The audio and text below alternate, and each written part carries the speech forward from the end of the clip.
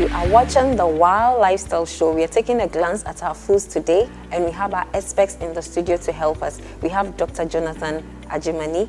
He's a lecturer of biochemistry, and he's going to help us understand the science behind what you eat and the composition you put together. We also have Nana Ananiajayi. She's a dietitian, and she's going to help us to understand the dietary bits of it. We are going for a quick commercial break. When we come back, we'll discuss.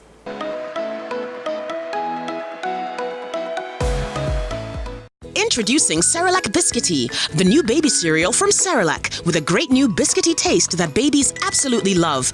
And of course, it's fortified with iron to support babies' healthy growth, just like all the other nutritious Cerelac flavors. Cerelac, big nutrition for small tummies. Okay, so doctor, we eat all kinds of foods, fried, frozen, etc. What are some of the things we need to consider in choosing our foods? A good food should have quite a good balance of these nutrients. Okay. Well, each of them has a role to play in building our bodies. Okay. The proteins are for tissue building, muscle building.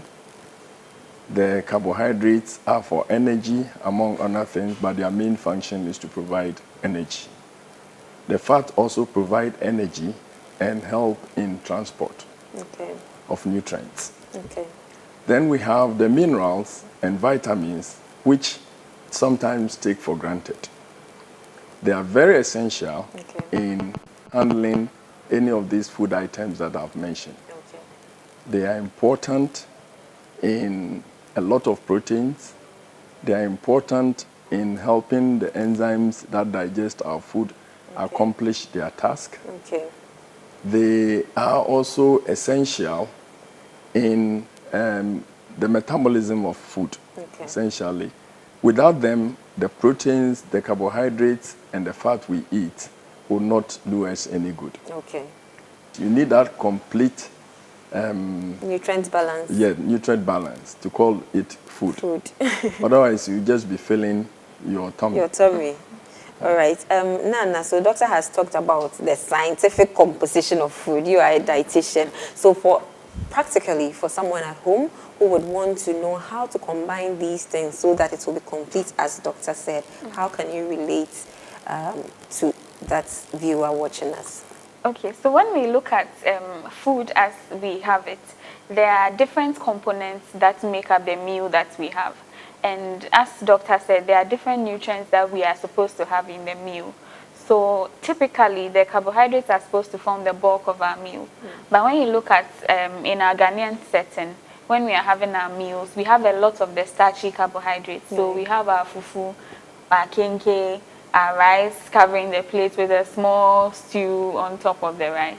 But when you are looking at carbohydrates as forming the bulk of the meal, that includes our fruits and our vegetables. So whatever meal that you are having, the soup or the stew or the sauce or the salad or whatever you are adding should add up to the starchy part. Some people are surprised that the vegetables also contribute to the carbohydrates. They do. Well. They give us a lot of fiber. Doctor actually mentioned fiber. All these plant materials are actually carbohydrate foods that would give us. Although our human bodies cannot digest the fibers completely, they still contribute some sugars here and there. When you take even your carrots, your tomatoes, you are getting glucose or what we call sugar from these things. Right. So all these things should come together to form the bulk of the meal. So if you are eating your kenke, for instance, the pepper should be such that you should chop some vegetables to add up, to have that bulk to fill you.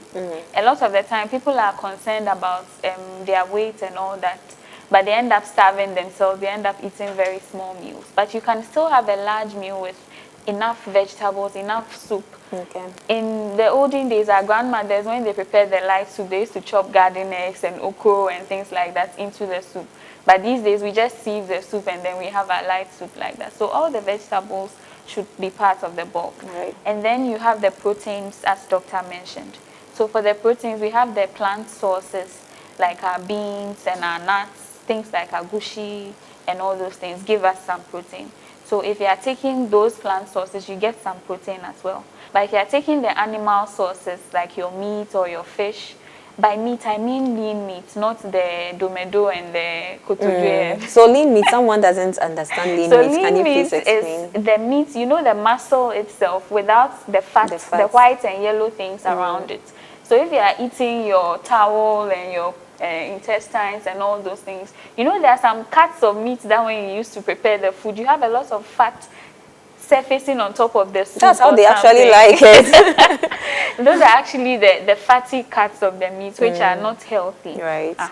Because the animal fats tend to have a lot of saturated fats, which would put us at risk of the heart diseases and other things. Raising cholesterol levels. Yeah. And then fish. Fish also gives us very good fats, the omega-3 fats, which are very good for our heart health. So the fishes are also good. The thing with the fishes is that now the trend is that people are also watching their diet, so they want to lean towards the dry fish all the time. But the fresh fishes are also very good and they are very nutritious. So if you are taking enough fish or meat, you are taking eggs as well. Eggs have also been relegated to the background. That's a whole issue. People still eat eggs. People really still don't do eat eggs anymore. Really, are you sure? Compared to previously. But I think now the education is coming back that you can add eggs as part of your healthy diet. And then you have products that come from animals like milk, things like butter, things like cheese. All these things are protein-giving foods which you can add depending on your age, depending on your activity. The you amount. Can add, yes, the amount must be controlled, right? And then you have the fats and oils, for which we have to choose healthy fats. And then regardless of the type of fat you are choosing, once you are heating the oil, I'm sure doctor can explain the biochemistry well. Once you are heating the oil, then you are changing the chemical structure of the oil. So it destroys the good properties that you have. So then for oils, it's about moderation and then the cooking methods as well. Okay, thank you very much, Nana. How should we cook our food such that we really get the nutritional benefits right, or we get the best out of it? Well, I think food, as much as possible, if we can, especially the vegetables.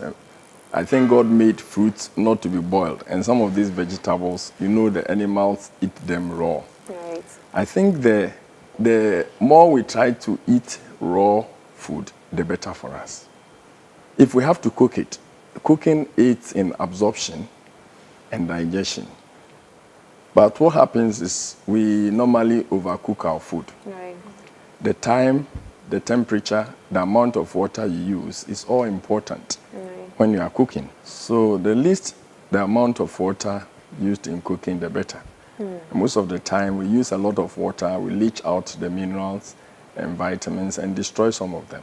So, for example, kontomire that we cook, some people boil it in separate water. They try to drain the water and then they add the vegetables to the stews and they discard the water. What do you have you lose, by so doing, you lose minerals and some vitamins.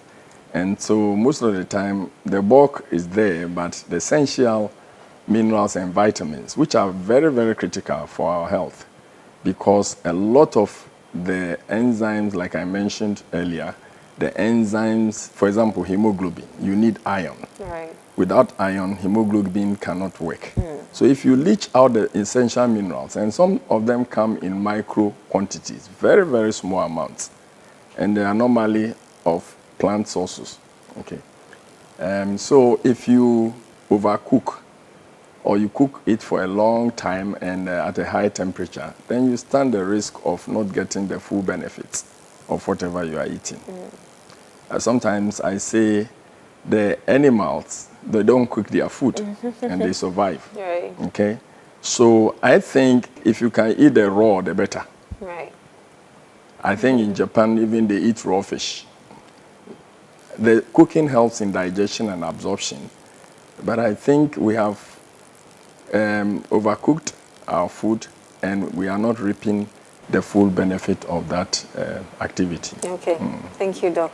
Nana, how do these cooking methods, especially frying, how do they affect the nutritional value of the foods that we eat, and how does it impact on our health? So when you take boiling, for instance, as doctor mentioned, some of the minerals and vitamins they dissolve in water. The key is to use as little water as possible, and then let the water boil before you put whatever ingredients you want to boil into the water. That way you reduce the amount of time that the food is going to spend in the water. And as you said, if it's something like a vegetable, then factor that water into the recipe that you are preparing so that you can put it back. And then in cooking as well, we should try not to use a lot of water to dilute the amount of nutrients that we have, so that the little quantity, especially when you are cooking for children, the little quantity that you give them should be able to provide them with the nutrition that they need. So if you add a lot of water to make the cocoa very light, to make the soup very light, then they don't get the nutrition from the bulk that they are taking. And then another cooking method is steaming as well. And for steaming, a lot of the things that we steam, like vegetables, we can actually eat them raw. But if you want to steam, then another thing is that let the food be suspended over the water. So you can use your colander, or what we call the soye, just set it on the boiling water, and then you put the vegetables in it, so that the vegetables are not in contact with the water for them to leach out.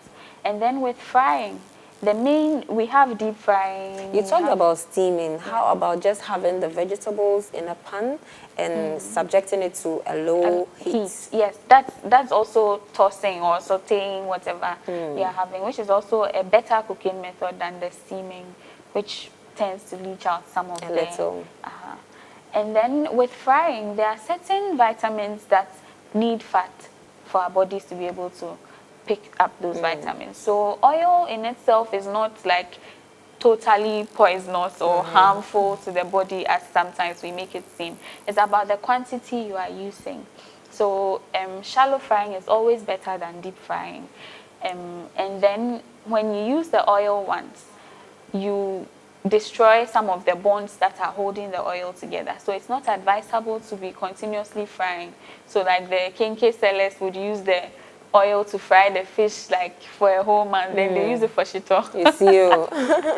It doesn't help. So the key when you are cooking at home is that use as little oil as possible. And then we should try to add oil at the end of cooking. So you know the way we do the abom, like we prepare everything and then we just melt the oil and put on it. We can also adopt that in preparing our stews, so that you prepare it like a sauce with no oil from the beginning, and then you add your oil at the end, so that the oil is not overheated. And some people will say it will affect the taste. Over time, I've realized that really when you overcook food, it doesn't taste as nice. But when you are cooking the foods within a little time, you are making sure your ingredients are fresh, and then you are using whole ingredients. So try to limit the amount of things that come from packs and cans that you put into your food. Every ingredient that you use, as much as possible, should not have its own ingredients. So that you are cooking whole foods. Then your food tends to taste better when you do those things. And cooking is all about taste anyway. Generally, we are used to having that umami taste. Umami is the taste that the cubes would give you in your food. We are used to having that taste at the back of our meals. So when we are eating and that thing is not in the food, we feel like it's not nice. But taste is acquired. And over time, when you cut out those things, yes, you get used to it. And it actually doesn't take long. Within about 3 weeks, you are over the taste that you used to enjoy previously. And then salty food does not taste nice so much anymore. So it's all about preference and taste. So we need to make a conscious effort to cook nutritious food and encourage ourselves that with time... to enjoy it. Yes, encourage ourselves for our own health, for our own good. With time, we'll get used to the taste. Definitely. What shall it benefit a man that eats all the tasty foods and you lose your good health? We are turning around for a quick commercial break. When we come back, we'll talk more.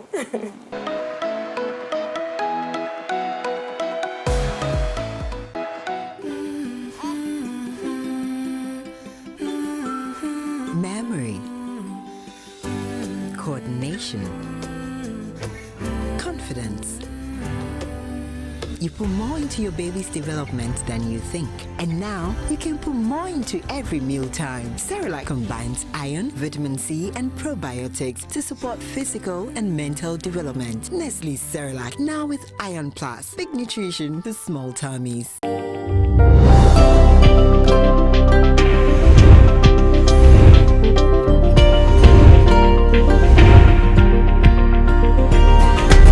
Optimum Nutrition Care Consult is a health and wellness organization that seeks to provide optimum health through good nutrition.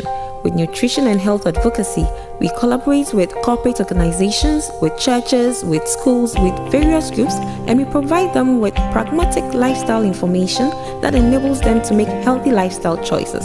We have a team of experts, nutritionists, dietitians, medical practitioners that assist our clients manage diet-related diseases. Comfort Legacy Foundation is currently our last baby. It's a non-governmental organization that seeks to support malnourished children. So if you wish to support, please contact us on our Facebook handle. It's Comfort Legacy Foundation.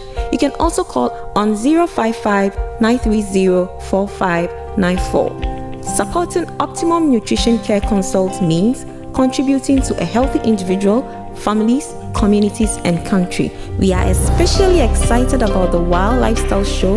It is our first beat, and we entreat you all to rally behind us. Remember, it's your lifestyle, my lifestyle, our lifestyle.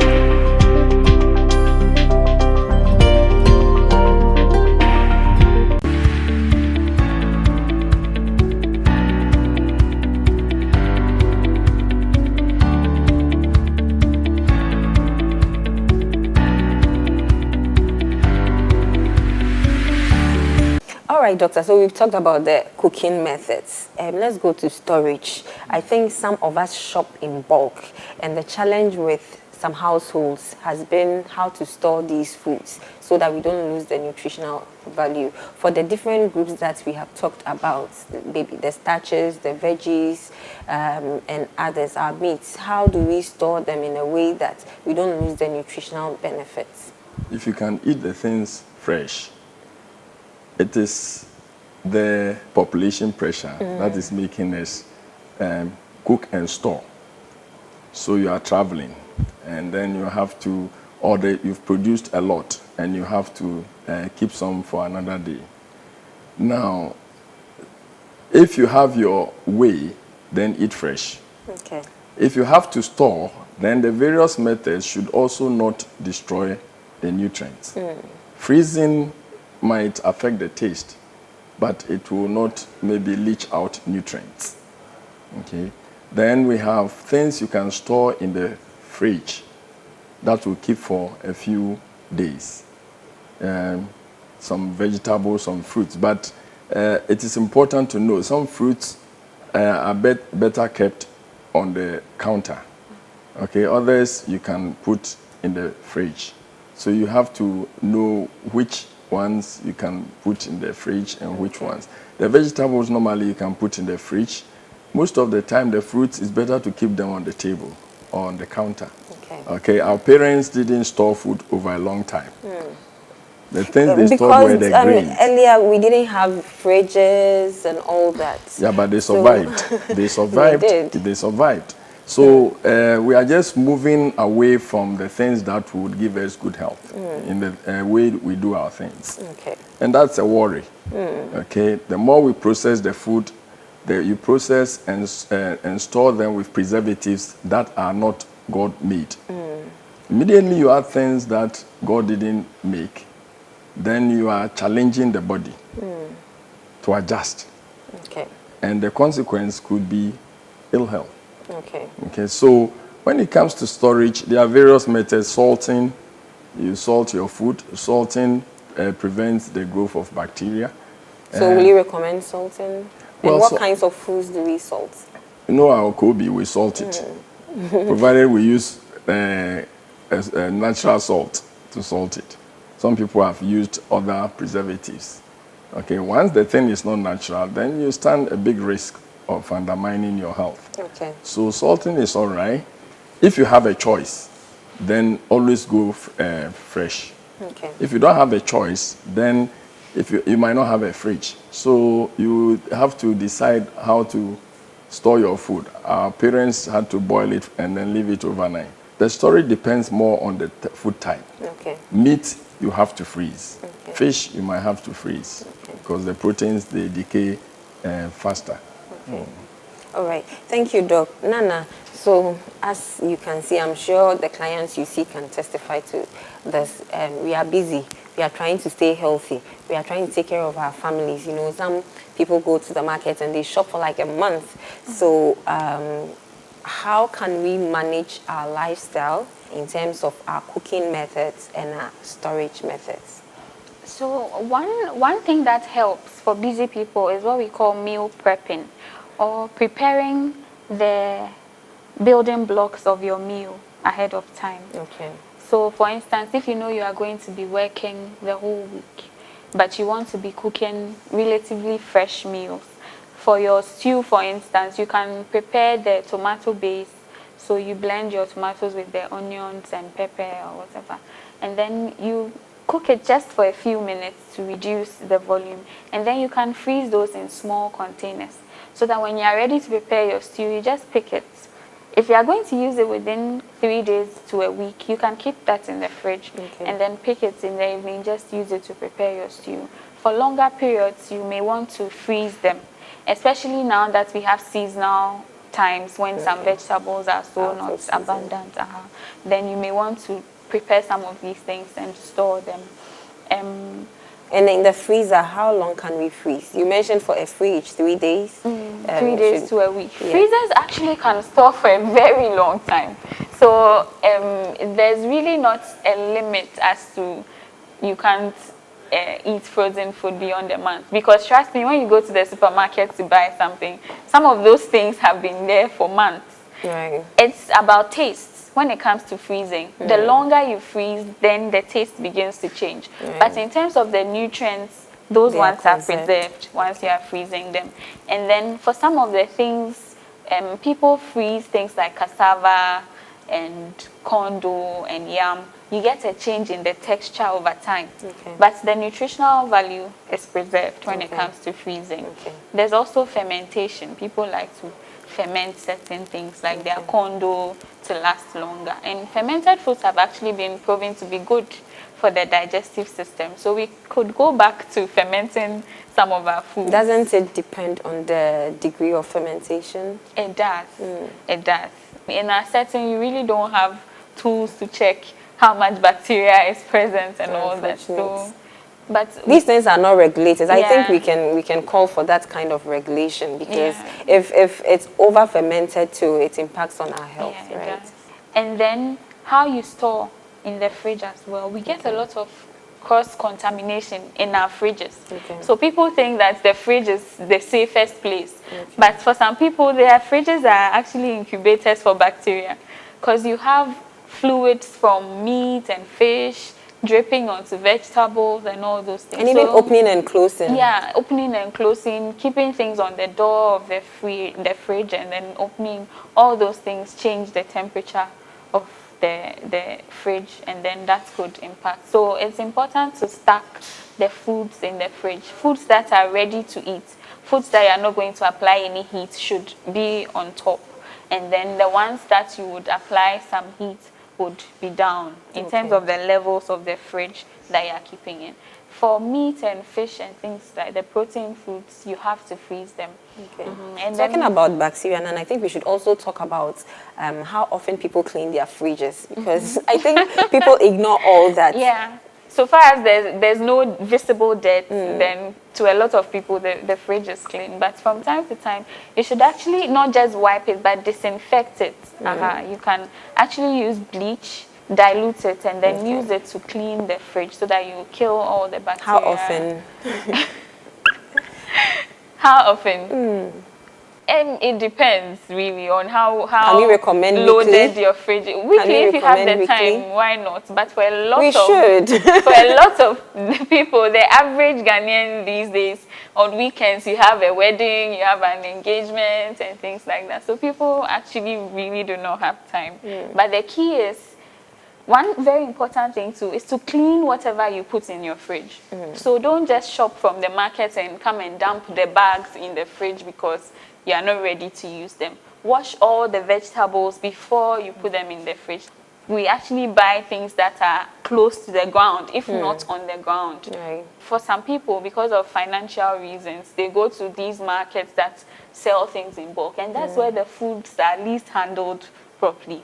I was going to mention one market. Oh, it's a common one. We can mention it. No. So it's very important to wash everything. Even the tubers can be washed. So your things like your yam, if you are living in your own house, you have space, wash them, dry them outside. Then you can come and neatly arrange them in the kitchen, so that you don't bring bacteria into your kitchen. Right. Thank you very much, Nana. You're We've welcome. really learned a lot. So let's wrap up. Doctor, your final words to our viewers as far as our foods that are concerned in terms of nutrients and our health. Most of the time, we've concentrated on eating the protein, the fat, and the carbohydrate at the expense of the minerals and vitamins. And therefore, we are not reaping the full benefits of what we eat. Because without them, the enzymes that are necessary to digest the food will not do it. Right. Because they are cofactors that are necessary for digestion, for the enzymes to use. And therefore, it is important that to improve our health, we eat as much of the micronutrients, the nutrients, and they come from the fruits and vegetables. As much as possible, we should also avoid too much oil, sugar, salt. This disturbs, especially in the United States, a whole household will not use a gallon of oil in a year. If you go to our kitchens, we have several gallons of oil. Carbohydrates can be changed to fat. Unfortunate. Thank you very much, Doctor. All right, Nana, your final words. So, three important things. It's very important to eat whole foods as much as possible, and then eat fresh as much as possible. If you have to cook, the less time you cook, the better. And then the less water you are using, the less oil you are using, it also helps. Thank you very much. This has been an enlightening session. This is the Wild Lifestyle Show, proudly brought to you by Optimum Nutrition Care Consults. We are supported by Comfort Legacy Foundation, Shams Bar and Grill inside Paloma Hotel. See you next week.